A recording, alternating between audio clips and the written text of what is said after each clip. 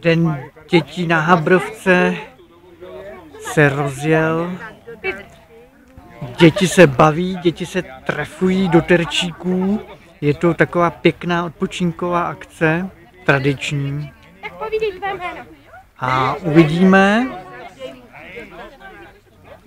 velice brzy, co ještě za překvapení mají žižkovští komunisté připraveno pro své malé spoluobčánky a spoluobčanky.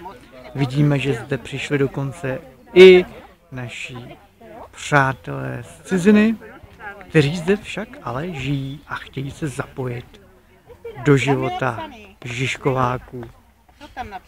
První třída, ale umí už bezvadně česky.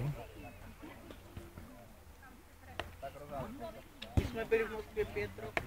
Aha, Sabina tady je.